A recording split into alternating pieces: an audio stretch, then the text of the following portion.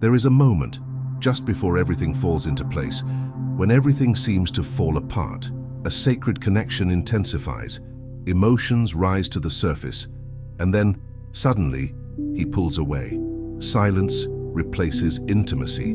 Distance overshadows closeness. What truly causes this retreat of the divine masculine, especially when union feels so near? This isn't just abandonment, it's a symbolic withdrawal that echoes deeper patterns within the psyche. According to Jungian thought, this mysterious detachment is not a rejection of the other, but a confrontation with the self. Behind the emotional disconnection lies a transformative process, an inner rite of passage that the masculine must face alone. In this video, we'll explore the psychological and spiritual dimensions behind this pullback, unveiling what truly unfolds when the divine masculine appears to vanish right before union. Leave a comment below affirming, "I trust the timing of sacred union." Carl Jung's analytical psychology offers profound insight into the mystery of why the divine masculine withdraws just before union. At the heart of this behavior lies the confrontation with the shadow, the unconscious parts of the self that have been denied, repressed, or disowned. As union nears and emotional intimacy deepens, both individuals, especially the masculine, are forced to face internal projections, unconscious traits they see in the other but have not yet owned within themselves. In Jungian terms, the divine masculine often projects his anima, the inner feminine, onto the feminine partner. As the bond intensifies, this projection begins to dissolve, and he is left to encounter the raw truth of himself without the illusion. This creates fear, confusion, and a perceived loss of identity.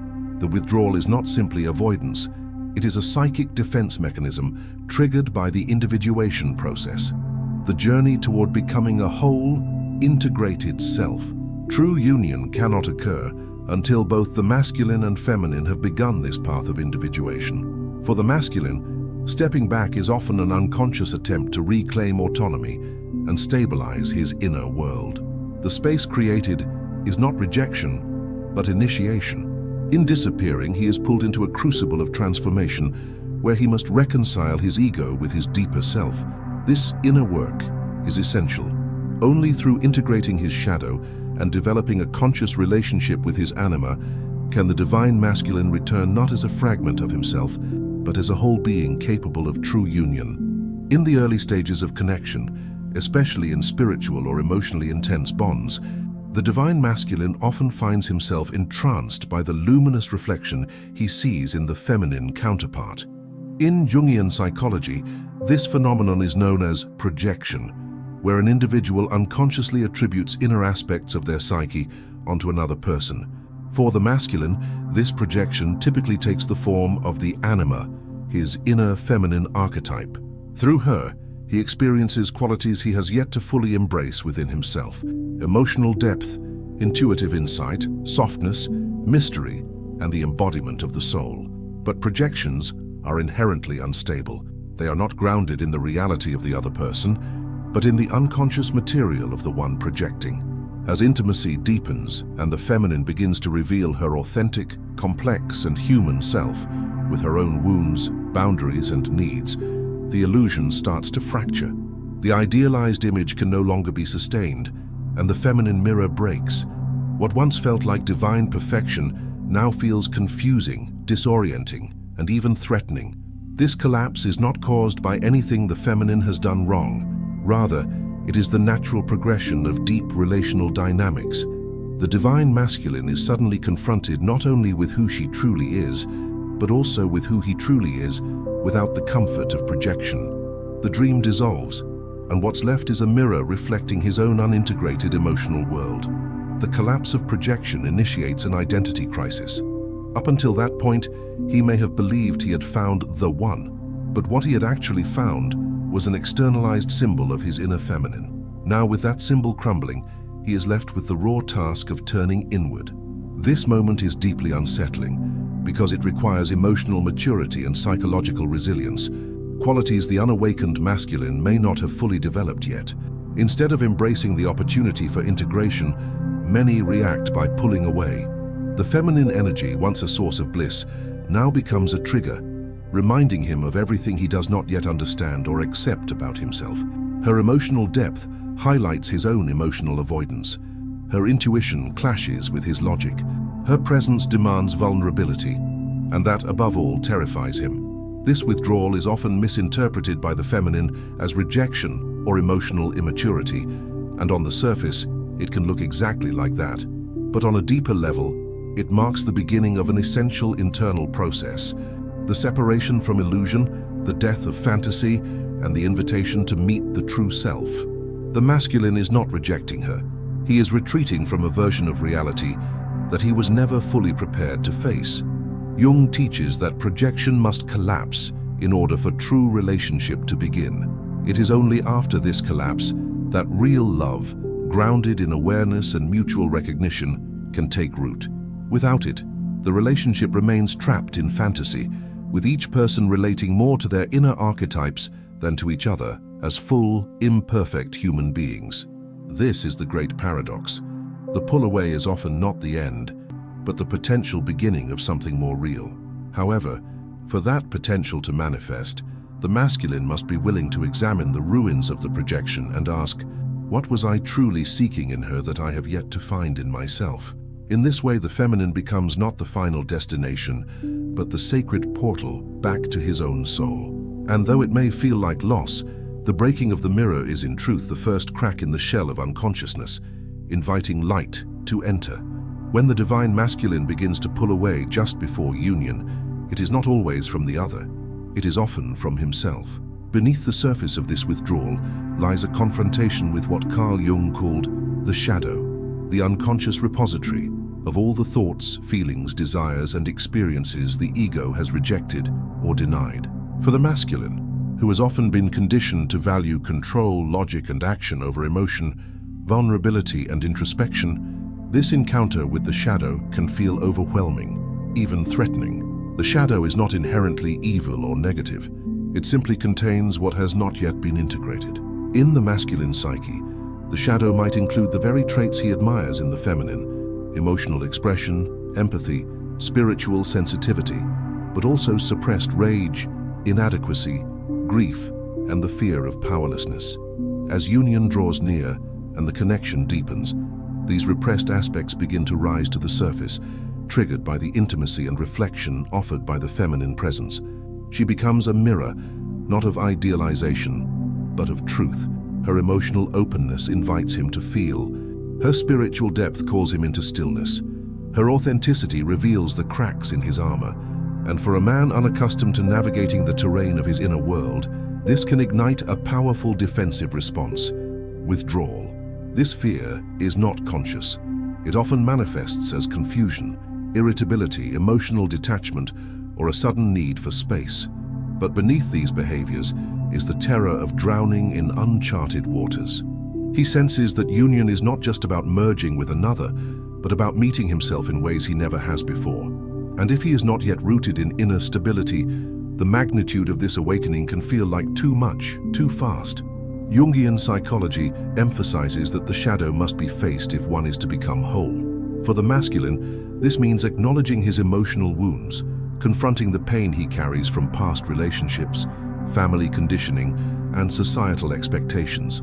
It requires him to question his identity, not just who he presents to the world, but who he is when no one is watching. This is a deeply humbling journey. The ego, which has been trained to strive, achieve, and perform, now faces a realm where none of those skills apply. In the inner world, control is illusion, and surrender is the only path forward. But surrender requires trust, and trust requires safety. And if the masculine has not yet found that safety within himself, the shadow will appear as a threat rather than an invitation. Moreover, the proximity of true union intensifies everything.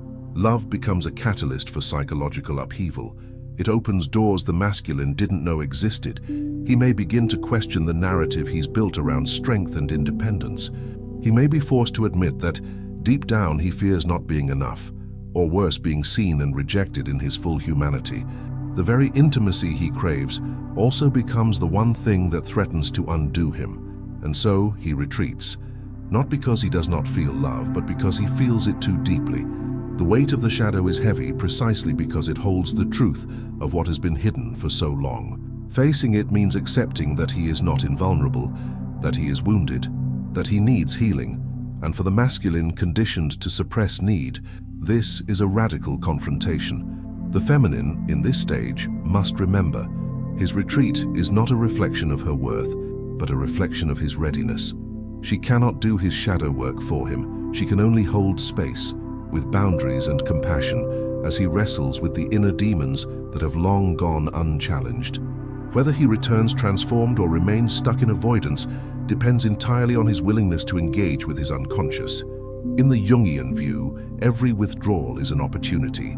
If the masculine chooses to descend into his own depths, to sit with discomfort, to grieve what he never allowed himself to feel, then the shadow becomes not a prison, but a path. It is the doorway to authentic manhood, not defined by domination or detachment, but by wholeness, presence, and inner truth. In pulling away, he is not breaking the bond. He is being offered the chance to break free, from illusion, from fear, from the parts of himself that have long been fragmented. The question is not why he pulls away, but whether he will choose to come back, aware, accountable, and aligned with the man he is truly meant to become. When the divine masculine pulls away just before union, it is often misunderstood as fear of love, commitment, or vulnerability. While all of those may play a role, Jungian psychology reveals a deeper archetypal pattern, a sacred initiation. Solitude, in this context, is not abandonment. It is a rite of passage. It is the symbolic death of the old self and the quiet crucible where transformation occurs. For the masculine psyche, withdrawal is not always a form of escape. It can be the necessary threshold he must cross to emerge whole. Carl Jung described individuation as the process of becoming who one truly is, beyond the masks of ego and persona. This journey demands separation from external identities and attachments, so that one can descend inward and confront the self. For the divine masculine, this often requires stepping away from the feminine presence, not because she is the problem, but because she has become the mirror so bright that it blinds him to his own vision. In mythological and spiritual traditions across cultures, the masculine hero must leave the known world. He ventures into the wilderness, the underworld, or the desert. He fasts, dreams, suffers, and waits. This symbolic exile mirrors the psychological necessity for solitude when the internal terrain becomes too loud to ignore. Union, in this view, is not merely a relationship between two people, it is a state of inner integration. And before he can merge in truth with the feminine, he must first face the fractured terrain of his own soul. This retreat can be painful for both sides. The feminine, having opened her heart, may feel discarded or betrayed. She may question whether the connection was ever real, but this solitary passage is not about devaluing the bond, it is about honoring its gravity. The closer he comes to authentic union, the more he feels the pressure to align himself fully, and that requires space, silence, and solitude. Solitude strips away distractions. It dissolves projections. It exposes the noise of the world and forces a confrontation with the internal void. In this void, the masculine begins to hear not the voice of society or partners or expectations, but the whisper of his own soul. This voice does not flatter, it does not command, it calls. And in hearing it, the masculine begins the slow and necessary work of self-inquiry. He may confront the boyhood beliefs he still clings to, the need to prove, to be strong, to never show weakness. He may face the pain of emotional neglect, the fear of failure, or the guilt of past relationships. Alone, he must grieve what he never allowed himself to feel. He must walk through the shame, anger, and confusion that union stirred but could not heal for him. And yet, in this solitude, something else begins to emerge, the stirrings of sovereignty. The masculine, disconnected from noise and need, begins to rediscover who he is, not as a role or a reaction, but as a soul. He realizes that love is not something to be earned or feared, but embodied. That strength is not domination, but grounded presence. That union is not escape, but a reflection of the integration already happening within. This is the paradox. Pulling away can be a sacred act of devotion, not to the feminine, but to truth. He cannot meet her fully until he has met himself. And if the connection is truly sacred, she too will feel this initiation in her own way. While he walks through silence, she must walk through uncertainty. While he questions his value, she must hold her own. In this shared yet separate journey, both are being prepared, not for romantic fulfillment, but for spiritual alignment.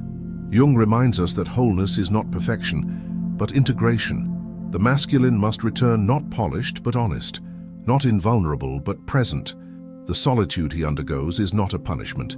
It is the fire that burns away illusion. It is the womb of rebirth. And only from this space can he choose union, not as a means of completion, but as a celebration of it.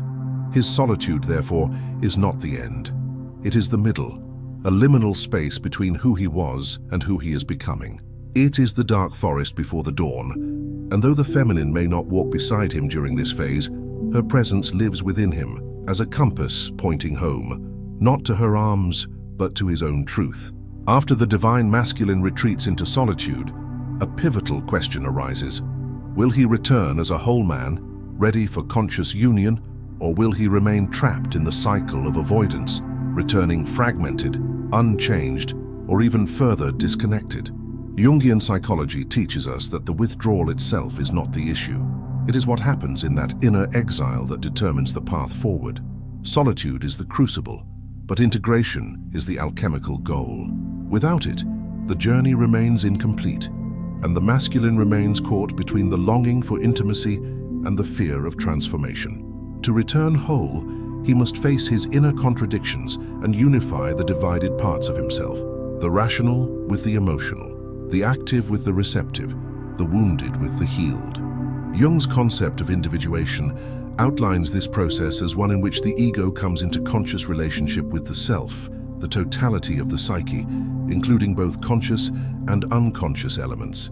It is a spiritual and psychological process that demands radical honesty and internal reconciliation. For the masculine, this means confronting not only his shadow, but also the stories he tells himself about what it means to be a man. If he equates strength with control, he must learn surrender. If he associates love with weakness, he must redefine intimacy. If he has learned to protect himself by detaching from feeling, he must learn to sit in his vulnerability without judgment. Integration is not a passive event. It is a conscious labor, a dismantling of the persona, and a rebuilding from the inside out. But not all who enter the inner desert emerge transformed. Many turn back before the work is complete. Fear, shame, or emotional exhaustion can tempt the masculine to return prematurely, seeking comfort instead of truth. In such cases, he may appear unchanged, repeating old patterns, offering empty apologies, or re-engaging with the feminine only to withdraw again. This is the path of escape, when solitude becomes a place to hide rather than a place to heal. Escape often looks like emotional numbness, spiritual bypassing, or external distractions. The masculine may immerse himself in work, casual relationships, or spiritual ideologies that serve as armor rather than gateways. He may convince himself that the connection was never real, that the timing was wrong, or that he simply needs someone easier. These rationalizations are not born from clarity, but from unresolved wounds. Without integration, he remains a fragmented self, unavailable to himself, and therefore unavailable to true union. On the other hand, the masculine who undergoes true integration returns different, not perfect but anchored. He is no longer looking for the feminine to complete him, because he has begun to embrace his own inner feminine. He no longer fears vulnerability, because he has discovered that it is through vulnerability that true strength is forged. He no longer projects his needs onto another, because he has met them within. When the integrated masculine returns, he does so with presence. He is able to hold emotional complexity without collapsing or fleeing. He is not afraid of the feminine's depth because he has walked through the depths of his own being. He does not idealize her or reduce her to a role.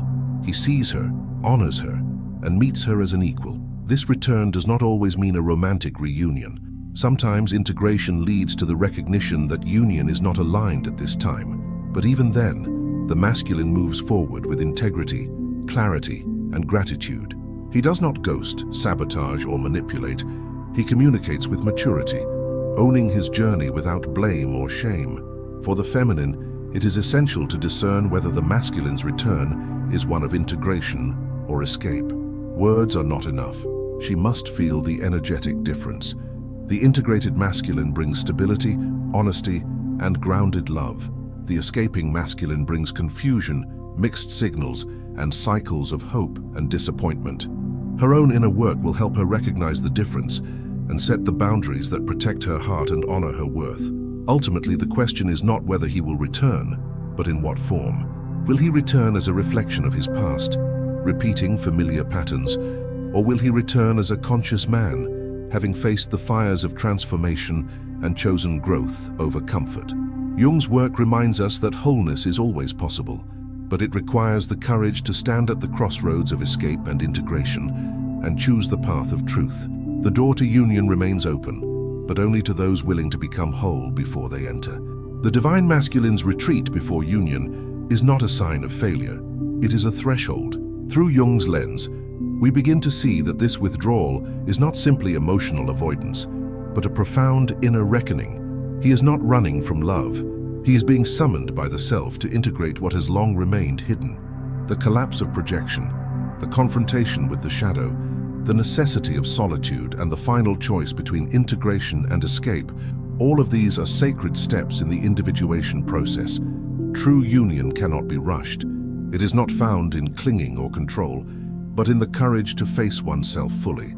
Only when the masculine returns, not seeking rescue, but radiating wholeness, can a conscious, balanced union truly take place.